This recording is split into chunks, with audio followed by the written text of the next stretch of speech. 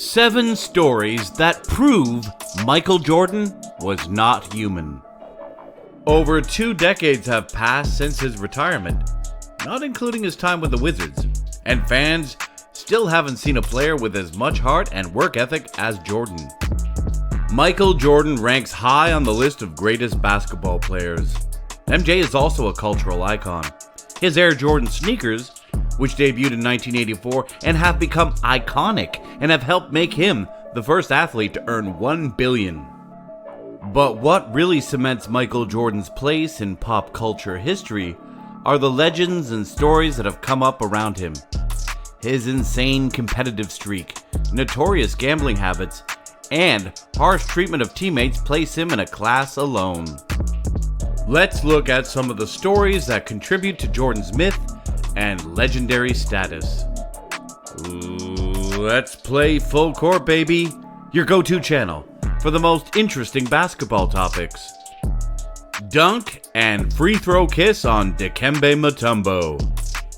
Michael Jordan is one of the greatest dunkers in the history of the NBA.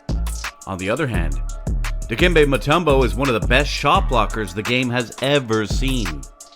In Game 5 of the 1997 Eastern Conference Semifinals, Jordan finally dunked on Mutombo and gave him the finger wag. Mutombo opened up about Jordan's classic eyes closed free throw and how he got under MJ's skin with some trash talk. This led to the story of how Jordan finally got to posterize him in the playoffs.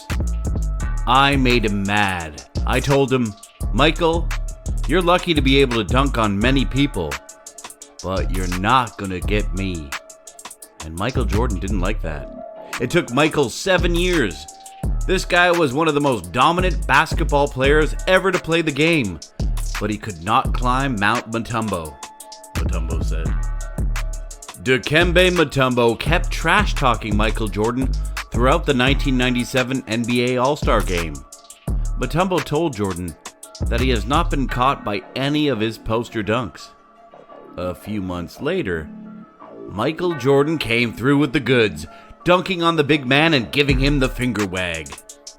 That Game 5 against the Hawks was also the series' final game as the Chicago Bulls got a 107-92 win to eliminate Atlanta 4-1.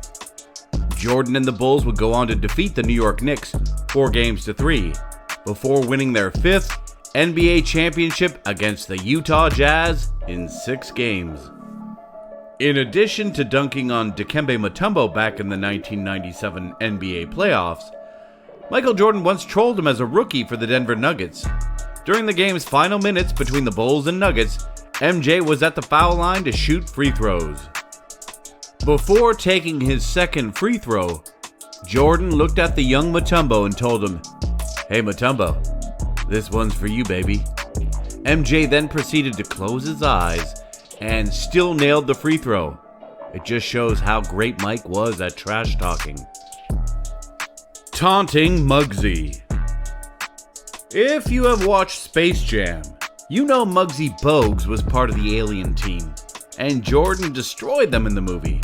Spoiler alert, the plot in the movie was that aliens took over the talent of several NBA players to form a team. But it can also be said that Jordan stole Mugsy's talent and ruined his career. In 1995, Michael Jordan was playing the first playoffs since his retirement, and he wasn't in his best shape. However, MJ, even when he was in half-decent shape, was a better player than most people in the league. The number 4 seeded Hornets were matched up with the number 5 seeded Bulls. The series went to Game 5, a win or go home for both teams. With a game on the line, MJ used one of the greatest weapons to seal the win: his trash talk. Michael Jordan called Mugsy Bogues a midget, and it shook him off his game. Despite being just 5'3" tall, Mugsy Bogues played for 14 seasons in the NBA, averaging just under 10 points per game. He had found a way to use his height to his advantage and play in a league where everyone was at least a foot taller.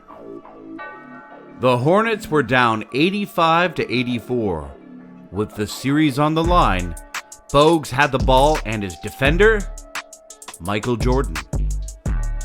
As the story goes, apparently Jordan looked at Bogues and yelled, "Shoot it, you effing midget." Bogues went on to miss the shot, and his numbers soon began to fade after this took place. Although Mugsy denies this missed shot had any impact on his career, but it is possible MJ made the comment, and it caused him to miss the shot.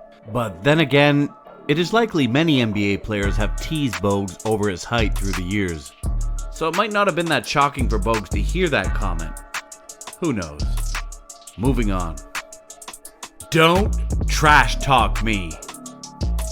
Many youngsters today could learn less about respecting their elders after this perfect example. Despite an off night in the 1995 to 1996 season, you never poked the bear. A 25-year-old Derek Martin let the moment get into his head and made a grave mistake. The then Vancouver Grizzlies, who moved to Memphis in 2001, had lost 12 games in a row with Jordan and the Bulls visiting the town. Despite the mismatch, the Grizzlies were in a position to pull away with a win. After 3 quarters, Vancouver held a 64-62 lead. They started the fourth quarter with a strong performance, leading by 8 points with 8 minutes and 42 seconds left in the game. After a three-pointer from Martin, he decided that it was a good time to run his mouth, teasing none other than Michael Jordan. Former Grizzlies forward Antonio Harvey recalled, "He decides to say to Michael Jordan, who's having an off night, 'Hey Mike, shit's not falling tonight, Mike. You're having an off night, Mike.'" Jordan checked into the game and scored 19 points in 6 minutes. The Bulls won the game 94-88, and Jordan said, "Little man, I told you not to trash talk me." By the end of the year, the Bulls set an NBA record for wins in a season with a 72-win to 10-loss record, becoming the greatest team of all time. Meanwhile, the Grizzlies finished 15 wins to 67 losses, including a 19-game losing streak at one point in the season. Learn from history's mistakes, kids. Please do not mess with Jordan unless you want to see him taking things personally and destroying you.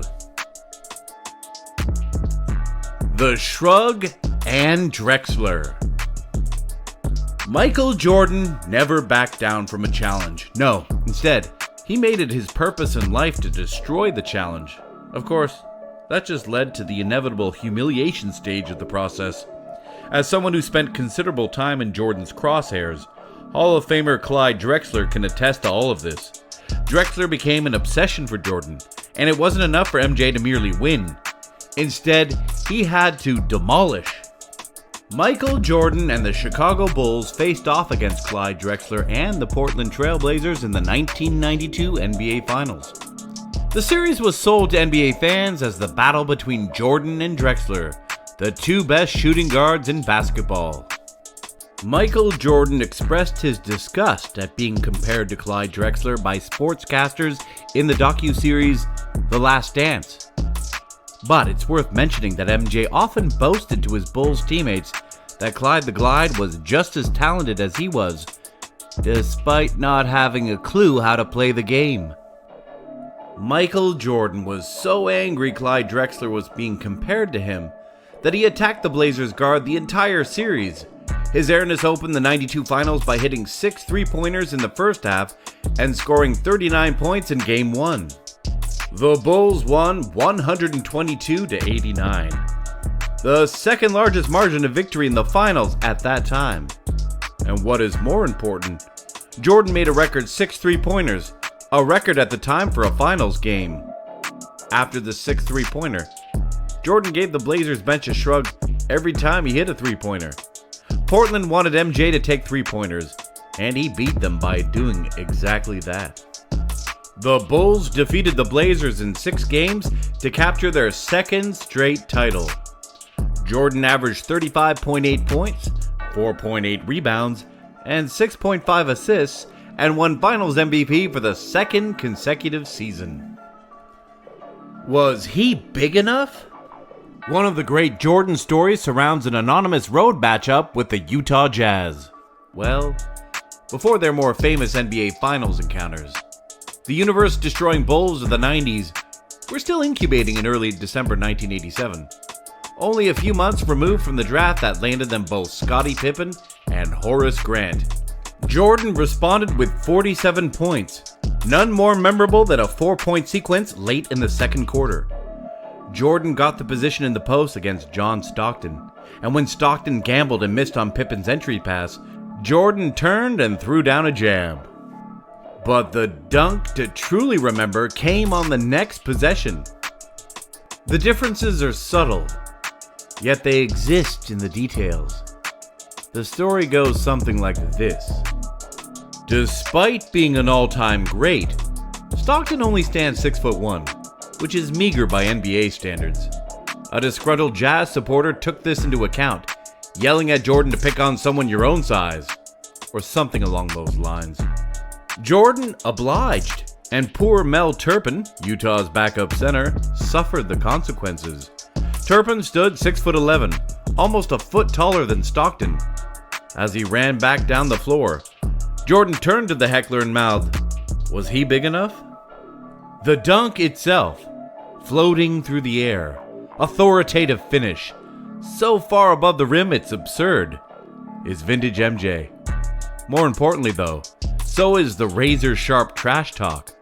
For Jordan, famously capable of divining motivation from every slight, large or small, real or imagined, a heckler is a feast of righteous fuel.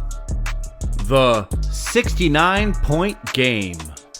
On March 28, 1990, Michael Jordan had the best scoring game of his career. The Chicago Bulls legend poured in a whopping 69 points against the Cleveland Cavaliers to lead his team to an overtime 117-113 win. Jordan was in attack mode all night long against the Cavs.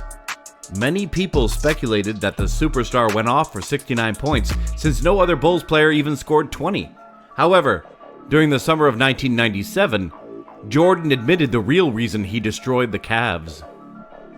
After winning his 5th championship in 1997, Jordan told Slam magazine the backstory of his memorable 69-point game against the Cavs in 1990. Apparently, Cleveland fans cheered after his airness was fouled hard by Hot Rod Williams. Jordan lay on the ground in pain and was mad that the crowd was cheering. After getting up and collecting his breath, Jordan taught the Cavs fans a lesson about never celebrating following a player getting hurt. "I think the game I had against Cleveland when I had 69 points, that was strictly off of anger and disappointment," Jordan said. "Earlier in the first quarter, when I think I got a hard foul from Hot Rod and I fell the wrong way and I was really in pain. And the whole crowd cheered. And that right there pissed me off because they were more in tune with winning than someone's health. And that kind of got me fired up. That's when I went crazy." Not only did Jordan score 69 points in 50 minutes versus the Cavs, but he was also highly efficient, which shouldn't be a surprise since he's statistically the most efficient player in NBA history. Jordan shot 23 of 37 from the field and 21 of 23 from the free throw line against the Cavs during his 69-point game. The 6-time champion also had 18 rebounds, 6 assists, and 4 steals. The Ping Pong Story. During his time with the Dream Team during the 1992 Summer Olympics, Michael Jordan lost to Christian Laettner in a game of ping pong. MJ didn't take that defeat lying down though. During their downtime in the hotel, the Dream Team started playing ping pong.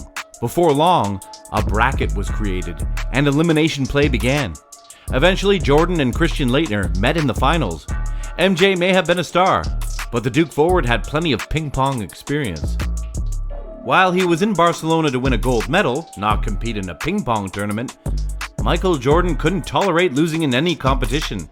So how did he respond to falling to Christian Laettner in the finals? Jordan threw the paddle. He didn't talk for 2 days to anyone.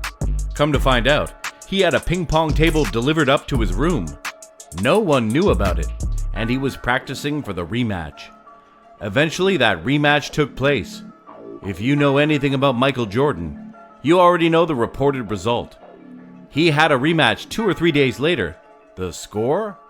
21-4. MJ destroyed Christian Laettner. We hope you enjoyed our video topic today.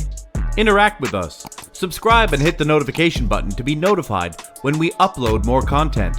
Don't forget to leave a like and comment below.